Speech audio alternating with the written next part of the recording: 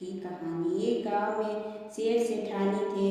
उनको एक बेटा और उसकी बहन थी।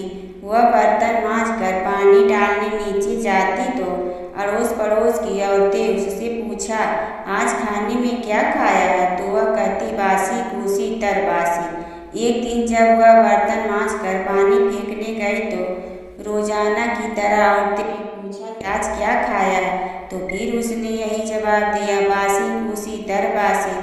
उसने दिन सेठ के बेटे के नीचे उतरते हुए उसकी यह बात सुन ली और मन में सोचने लगा, अभी तो यह ताज़ा भोजन करके आई है, फिर भी इसने दूसरे को बासी भूसी क्यों बताया।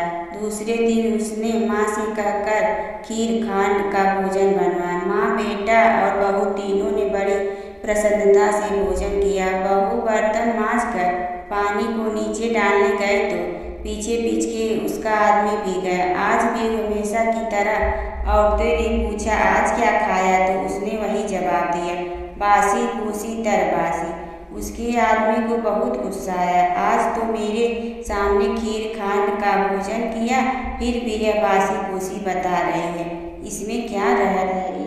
इस बात को समझने के लिए वह रात का इंतजार करने लगा। जब रात हुई और वह कमरे में आई तो उसके आदमी ने पूछा कि आज तूने खीर का भोजन किया, फिर भी पड़ोसी औरतों को बासी भूसी क्यों बताया? तब बहू मुस्कुराकर बोली कि आपके दादा परदादाओं की कमाई है, तो वह बासी भूसी हुई या नहीं। यह सुनकर उसने परदेश जाने की सोच ली तथा सुबह उठकर माँ से बोला, माँ, मैं कमाने के लिए परदेश जाऊँगा। माँ ने कहा, अपने पास बहुत धन है, तुझे परदेश जाने की क्या आवश्यकता है? लेकिन बेटे के जिद करने पर माँ ने परदेश जाने की स्वीकृति दे दी। वह कमाने के लिए परदेश चला गया। वहाँ उसे एक सेठ के यहाँ नौकरी मिल गई। कुछ ही समय में वह सारा काम काज करने लगा। सेठ अपना सारा कारोबार उसे सौंप कर स्वयं तीर्थ यात्रा करने चला गया। इधर सास ने यह से कह रखा था कि दिए को बुझाया तो चूल्हे को मत बुझाना, और चूल्हे को यूज जावे तो दिए की मत बुझाना। लेकिन एक दिन दोनों अग्नि बुझ गई तो बहू पड़ोसन में अग्नि लेने गए। उसने देखा कि वहाँ पड़ोसन की औरतें किसी माता का पूजन कर रही है। देखकर उसने पूछा, आप किस माता का पूजन कर रही हैं? मुझे भी बताओ कि यह किसका व्रत है तथा इसके करने से क्या फल मिलता है। तो उनमें से एक बोली, हम चौथ माता का व्रत और पूजन कर रहे हैं। बिछुड़े का मिलन होता है, पुत्री को पुत्र प्राप्त होता है। इस पर बहू ने कहा कि मेरे भी पति को परदेश गए काफी समय हो गया, मैं भी चौथ माता का व्रत करना चाहती हूँ, लेकिन मेरी सास मुझे बाहर आने ही नहीं देती। तब मुझे कैसे पता लगेगा कि चौथ कब है? इस पर औरतें ने कहा कि तुम रोजाना एक डिबिया में गेहूं का दाना रखती जाना। जिस दिन 30 दाने पूरे हो जाए उस दिन व्रत रख के शाम को चौथ माता की पूजा करके चंद्रमा को अर्घ देकर फिर खाना खा लेना। साहूकार की बहू कहे अनुसार व्रत करने लग गए। व्रत करते करते काफी समय बीत गया तो चौथ माता ने सोचा कि यदि इसकी नहीं सुनी, अपने को कोई पूजा नहीं, तब चौथ माता ने साहूकार के बेटे को सपने में जाकर कहा कि सरकार का बेटा सो रहा है या जाग रहा है? उसने कहा, न सो रहा है न जाग रहा है, चिंता में पड़ा है। इस पर चौथ माता ने कहा कि अब चिंता छोड़ और डेरे पर जा कर सबकी सुध ले। उसने कहा कि मैं कैसे जाऊं, मेरा कारोबार बहुत फैला हुआ है। तब चौथ माता बोली, सुबह उठकर नहा धोकर दुकान जाकर चौथ विनायक जी का नाम लेकर घी का दीपक जलाना, तेरा सारा काम सुलझ जाएगा। सुबह उसने वैसा ही किया। देखते देखते ही सारा हिसाब किताब हो गया और मैं उसने घर जाने की तैयारी कर ली। घर को रवाना हुआ तो रास्ते में एक सांप जा रहा था तो उसने सांप को शिकार दिया। सांप ने गुस्से में आकर कहा कि मैं तो अपनी 100 साल की उस पूरी करके मुक्ति पाने जा रहा, तूने बाधा डाल दिया, अब मैं तुझे डसूंगा। इस पर साहूकार के बेटे ने कहा कि मैं 12 साल से मेरी माँ व पत्नी से मिलने जा रहा हूँ। उसने मिलने डस देना। तब सांप बोला कि तू घर जाकर पलंग पर सो जाएगा। तब उसने कहा कि मैं अपनी औरत की चोटी नीचे लटका दूंगा, उस पर चढ़कर आ जाना। घर पहुंचा तो वह उदास था। बेटा कुछ बोला नहीं, लेकिन उसकी औरत होशियार थी। सब बात पता करके उसने कमरे की एक सीढ़ी पर दूध, दूसरी पर चूरमा, बालू, रेत, इत्र, फूल आदि 7 सीढ़ियों में 7 वस्तु रख दी। आधी रात को पुकारता हुआ सांप आया और सभी वस्तुओं का आनंद लेकर खुश हुआ, लेकिन मछलों से बंधा हुआ था, सो डसना तो था।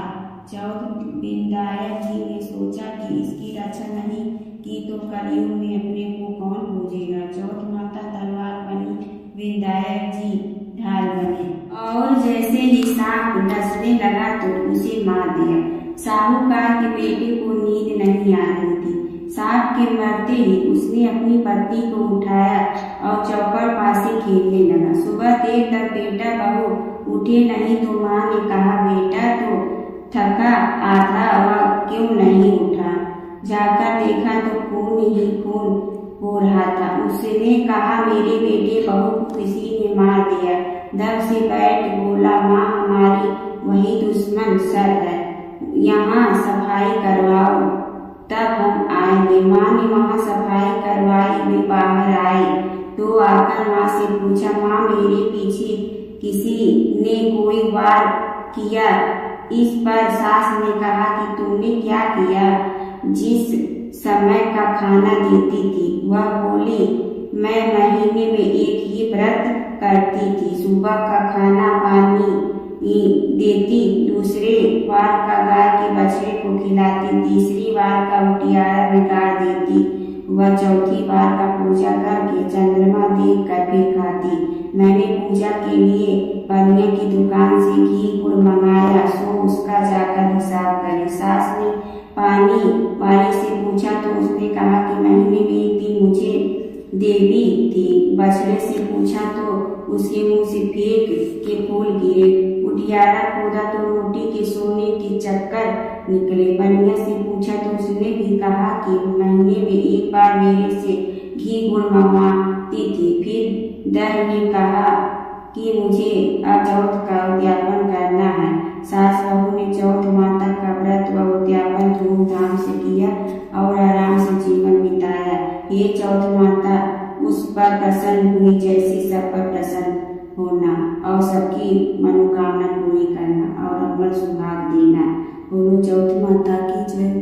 साग चौथ व्रत माता की कथा दूसरी। एक बुढ़िया माई थी, उसके ग्वालियों बचलियों नाम को बेटो हो। बुढ़िया माई बेटा के लिए 12 महीनों की 12 चौथ करती। बेटा जंगल से लकड़ी लाता, दोनों माँ बेटा उसको बेच कर गुजारा करते। बुढ़िया माई रोजाना लकड़ियों में से 2 लकड़ी अलग रख लेती और चौथ के दिन बेटा से छुपकर बेचकर सामान लेकर आती। फिर 5 चूरमा के पिंड बनाती, एक बेटा को खिलाती, एक अपने को खाती, एक चौथ माता को चढ़ाती व 2 बांट देती। एक दिन चौथ बेटा अपने पड़ोसन के घर गया। उसने चूरमा के लड्डू बना रखे थे तो उससे पूछा कि आज क्या है। सो वे बोले, चूरमा बनाया है। पड़ोसन बोली कि मैंने तो आज ही बनाया है, तेरी माँ तो हर रोज चौथ के दिन बनाए। तुमको आज दिया था क्या? बेटा बोला, दिया तो था। पड़ोसन बोली कि तुम लकड़ियाँ लेकर आते हो जिसमें से तेरी माँ छुपाकर बेचकर चूरमा बनावे है। बेटा माँ के पास गया, बोला कि मैं तो इतनी मेहनत से लकड़ियाँ लेकर आता हूँ, तुम चूरमा करके खाती हो, तुम मुझको छोड़ दो या चौथ माता को। तो बुढ़िया बोली, बेटा मैं तो तेरे लिए ही व्रत करती हूँ, सो तुमको भले ही छोड़ दो, लेकिन चौथ माता को नहीं छोड़ सकती। तब बेटे ने घर छोड़ने का फैसला किया तो माँ बोली कि तुम जा रहे हो लेकिन मेरा हाथ का ये आखा लेकर जा, तेरे ऊपर जो भी संकट आएगा चौथ माता के नाम पर इन्हें पुआर देना, संकट दूर हो जाएगा। बेटा ने सोचा कि तो झूठी बात है, लेकिन बात रखने के लिए ले लेता हूँ। घर से चला, थोड़ी दूर गया और देखता है कि खून की नदी बह रही है। किधर से भी रास्ता नहीं है। तब उसने माँ के दिए आँखा पुआर के बोला कि हे चौथ माता, अगर ये नदी सूख कर रास्ता हो जाएगा तो तुम सच्ची हो। इतने में ही नदी सूख कर रास्ता हो जाता। थोड़ा आगे चलने पर तो रात होने लगी और सुनसान जंगल आ गया। तब आँखा पुआर कर बोला कि हे चौथ माता, मानो रास्ता मिल जाए, नहीं तो ये जानवर मुझे खा जाएंगे। इतने में ही रास्ता मिल गया। आगे एक राजा की नगरी में गया। राजा हर महीने एक नदी की बलि देता था। वह एक बुढ़िया के घर गया तो देखा कि बुढ़िया माई रोटी बनाते हुए रो रही थी। तब उसने पूछा कि माई, तुम रो क्यों रही हो? बुढ़िया बोली कि मेरे एक ही बेटा है और आज वो राजा की बलि चढ़ जाएगा। मैं ये रोटी उसके लिए बना रही हूँ। वो बोला कि माई, ये रोटी मुझे खिला दो, मैं तेरे बेटे के बदले चला जाऊँगा। माई बोली, रोटी खिला दूँगी, लेकिन तुझे कैसे भेज दूँ? उसने उसे रोटी खिला दी। रात में सोते समय बोला कि राजा का बुलावा आया तो मेरे को जगा देना।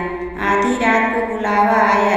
बुढ़िया माई सोचने लगी कि पराए पुत ने कैसे बलि चढ़ा दूँ, पर इतने में ही वह जग गया और जाने लगा और बुढ़िया माई से बोला कि मेरी पोटली और लाठी रखी है।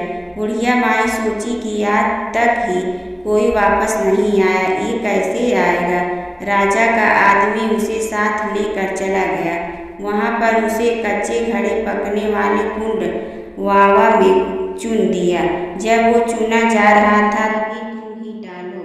इतने में आवा पक कर तैयार हो गया। 2-3 दिन बाद आवा के पास बच्चे खेल रहे थे। बच्चों ने खेल खेल में आवा पर करी मारी तो उसमें से आवाज आई। बच्चों ने राजा के आदमियों के पास जाकर कहा कि आवा पक गया। राजा के आदमियों ने सोचा कि 6 महीने में पकने वाले आवा इतनी जल्दी कैसे पक गया। उन्होंने ये बात को बताई। राजा ने जाकर देखा तो सारे बर्तन सोना चांदी के कलश हो गए। वे बर्तन उतारने लगे तो अंदर से आवाज आई कि धीरे धीरे उतारना, अंदर मानस है। राजा ने सोचा कि इसमें से पहले तो कभी कोई ऐसी आवाज नहीं आई। राजा ने पूछा कि कौन हो तुम? तो उसने अंदर से ही कहा कि मैं तो वो ही हूँ जिसे आपने 3 दिन पहले इसमें चुनकर बलि ली थी। उन्होंने खोल कर देखा तो अंदर वही आदमी है जिसे 3 दिन पहले उन्होंने इस आवा में चुनकर बलि चढ़ाया था। उन्होंने सारी बात बताई। उस महल में जाया गया। राजा ने पूछा कि तुम कौन हो और बच कैसे गए? तो उसने कहा कि मेरी माँ चौथ का व्रत करती थी, उसी की वजह से बच गया। तब राजा ने कहा कि ये झूठ है, इसकी परीक्षा लेनी होगी। राजा ने 2 घोड़े मंगवाए। एक पर स्वयं चढ़ गया और दूसरे पर उसको चढ़ा दिया। उसके हाथों और पैरों में जंजीर डाल दी गई। राजा ने कहा कि अब जंगल की तरफ चलते हैं। अगर ये जंजीर खुलकर मेरे हाथ पैरों में आ जाएगी तो तुम्हारी माँ की चौथ माता सच्ची है। थोड़ी दूर चलने पर ऐसा ही हो गया। राजा के हाथ पैरों में जंजीर जकड़ गए। फिर उस लड़के ने बड़ी मुश्किल से राजा को वापस राजमहल पहुँचाया और जाने लगा। तब राजा ने उसे रोकने के आदेश दिए। फिर राजा ने उसे अपनी बेटी के साथ विवाह करने के लिए कहा तो उसने सहर्ष स्वीकार कर लिया। राजा ने उसे वही महल में ही रहने के लिए अलग से सारे साधन उपलब्ध करा दिए। वह राजकाज में सहयोग करने लगा। कुछ महीनों बाद उसे घर की याद आई। एक दिन मौसम बहुत ही खराब हो रखा था। चारों ओर बिजलियाँ कड़क रही थी। उसने अपनी माँ की याद आई तो उसने अपनी पत्नी से कहा कि आज तो बिजली मेरे गांव की तरफ चमक रही है। तो उसकी पत्नी यानी राजा की बेटी ने कहा कि आपके गांव भी क्या है? तो उसने बताया कि उसे अपनी माँ के बारे में। फिर कहा कि गांव चलेंगे। दूसरे दिन सुबह वे गांव के लिए रवाना हो गए। एक शहर में देवरानी जेठानी रहती थी। जेठानी अमीर थी और देवरानी गरीब थी। देवरानी गणेश जी की भक्त थी। देवरानी का पति जंगल से लकड़ी काट कर बेचता था और अक्सर बीमार रहता था। देवरानी जेठानी के घर का सारा काम करती और बदले में जेठानी बचा हुआ खाना, पुराने कपड़े आदि उसको दे देती थी। इसी से देवरानी का परिवार चल रहा था।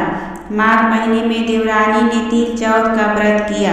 5 आने का तिल व गुड़ लाकर तिल कुट्टा बनाया। पूजा करके तिल चौथ की कथा कहानी सुनी और तिल कुट्टा छीके में रख दिया और सोचा कि चाँद उगने पर पहले तिल कुट्टा और उसके बाद ही कुछ खाएंगी।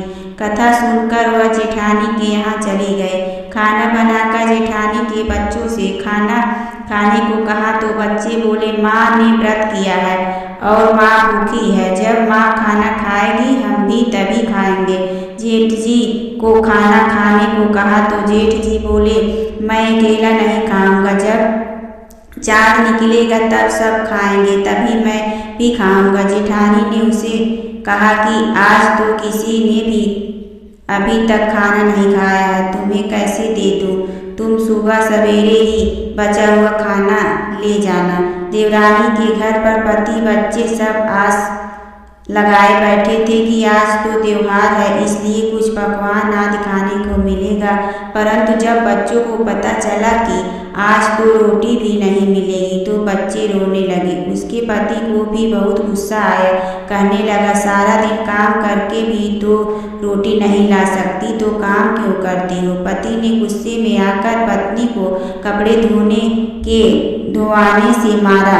धोआना हाथ से छूट गया तो पाटे से मारा। वह बेचारी गणेश जी को याद करती हुई रोते रोते पानी पीकर सो गए। उस दिन गणेश जी देवरानी के सपने में आए और कहने लगे, धोने मारी पाटे मारी, सो रही है या जाग रही है? वह बोली, कुछ सो रही हूँ, कुछ जाग रही हूँ। गणेश जी बोले, भूख लगी है, कुछ खाने को दो। देवरानी बोली, क्या दूँ? मेरे घर में तो अन्न का एक दाना भी नहीं है। जेठानी बचा कुचा खाना देती थी, आज वह भी नहीं मिला। पूजा का बचा हुआ तिल कुट्टा छीके में पड़ा है, वही खा लो। तिल कुट्टा खाने के बाद गणेश जी बोले, धोने मारी पाटे मारी, निमटाई लगी है, कहाँ निमटे? वह बोली, यह बड़ा घर, जहाँ इच्छा हो वहाँ निमट लो। फिर गणेश जी बच्चे की तरह बोले, अब कहाँ पहुँचूं? नींद में मग्न अब देवरानी को बहुत गुस्सा आया कि कब से तंग किए जा रहे हैं, सो बोली, मेरे सर पर पहुँचो। और कहाँ पहुँचोगे? सुबह जब देवरानी उठी तो यह देखकर हैरान रह गए कि पूरा घर हीरे मोती से जगमगा रहा है। सिर पर जहाँ विनायक जी पोछनी कर गए थे वहाँ हीरे के टीके व बिंदी जगमगा रहे थे। उस दिन देवरानी जेठानी के यहाँ काम करने नहीं गए। बड़ी देर तक राह देखने के बाद जेठानी ने बच्चों को देवरानी को बुलाने भेजा। जेठानी ने सोचा कर खाना नहीं दिया, इसलिए शायद देवरानी बुरा मान गए। बच्चे बुलाने गए और बोले, चाची चलो, माँ ने बुलाया है, सारा काम पड़ा है। देवरानी ने जब दिया, अब उसकी जरूरत नहीं है, घर में सब भरपूर है गणेश जी के आशीष से। बच्चों ने घर जाकर माँ को बताया कि चाची का तो पूरा घर हीरे मोतियों से जगमगा रहा है। जेठनी दौड़ती हुई देवरानी के पास आई और पूछा कि यह सब हुआ कैसे? देवरानी ने उसके साथ जो हुआ वो सब कह डाला। घर लौटकर जेठानी अपने पति से कहा कि आप मुझे धोने और पाटे से मारो। उसका पति बोला कि भली मानस, मैंने कभी तुम पर हाथ भी नहीं उठाया, मैं तुम्हें धोने और पाटे से कैसे मार सकता हूँ? वह नहीं मानी और जिद करने लगी। मजबूरन पति को उसे मारना पड़ा। उसने ढेर सारा घी डालकर चूरमा बनाया और छीके में रखकर और सो गई। रात को चौथ विनायक जी सपने में आए, कहने लगे, भूख लगी है, क्या खाऊं? जेठानी ने कहा, हे गणेश जी महाराज, मेरी देवरानी के यहाँ तो आपने सूखा तिल कुट्टा खाया था, मैंने तो झरने घी का चूरमा बनाकर आपके लिए छीके में रखा है। फल और मेवे भी रखे हैं, जो चाहे खा लीजिए। बाल स्वरूप गणेश जी बोले, अब निपटे कहाँ? जेठानी बोली, उसके यहाँ तो टूटी फूटी झोपड़ी थी, मेरे यहाँ तो कंचन के महल है, जहाँ चाहो निपटो। फिर गणेश जी ने पूछा, अब पोछूं कहाँ? जेठानी बोली, मेरे ललाट पर बड़ी सी बिंदी लगाकर पोंछ लो। धन की भूखी जेठानी सुबह बहुत जल्दी उठ गई। सोचा घर हीरे जवाहरात से भर चुका होगा, पर देखा तो पूरे घर में गंदगी फैली हुई थी, तेज बदबू आ रही थी। उसके सिर पर भी बहुत सी गंदगी लगी हुई थी। उसने कहा, हे गणेश जी महाराज, यह आपने क्या किया? मुझसे रूठे और देवरानी पर टूटे। जेठानी ने घर की सफाई करने की बहुत ही कोशिश की, परंतु गंदगी और ज्यादा फैलती गई। जेठानी के पति को मालूम चला तो वह भी बहुत गुस्सा हुआ और बोला, तेरे पास इतना सब कुछ था, फिर भी तेरा मन नहीं भरा। परेशान होकर चौथ के गणेश जी से मदद की विनती करने लगी। गणेश जी ने कहा, देवरानी से जलन के कारण तुमने जो किया था वह उसी का फल है। अब तो अपने धन में से आधा उसे दे देगी, तभी यह सब साफ होगा। उसने आधा धन बांट दिया, किंतु मोहरे की एक हांडी चूल्हे के नीचे गाड़ रखी थी। उसने सोचा कि किसी को पता नहीं चलेगा, और उसने उस धन को नहीं बांटा। उसने कहा, हे श्री गणेश जी, अब तो अपना यह बिखवार समेटो। वे बोले, पहले चूल्हे के नीचे गाड़ी हुई मोहरों की हांडी सही ताक में रखी, 2 सुई के भी 2 हिस्से कर इस प्रकार श्री गणेश ने बाण स्वरूप में आकर सुई जैसी छोटी चीज का भी बंटवारा किया और अपनी माया समेटी। हे गणेश जी महाराज, जैसे आपने देवरानी पर कृपा की, वैसे सब पर करना। कहानी कहने वाले, सुनने वाले व हुंकारा भरने वाले सब पर कृपा करना, किंतु जेठानी को जैसी सजा दी वैसी किसी को मत देना। बोलो गणेश जी महाराज की जय। चौथ माता की जय। दूसरी कथा। पौराणिक गणेश कथा के अनुसार एक बार देवता कई विपदाओं में घिरे थे। तब वह मदद मांगने भगवान शिव के पास आए। उस समय शिव के साथ कार्तिकेय तथा गणेश जी भी बैठे थे। देवताओं की बात सुनकर शिव जी ने कार्तिकेय व गणेश जी से पूछा कि तुम में से कौन देवताओं के कष्टों का निवारण कर सकता है? तब कार्तिकेय व गणेश जी दोनों ने ही स्वयं को इस कार्य के लिए सक्षम बताया। इस पर भगवान शिव ने दोनों की परीक्षा लेते हुए कहा कि तुम दोनों में से जो सबसे पहले पृथ्वी की परिक्रमा करके आएगा, वही देवताओं की मदद करने जाएगा।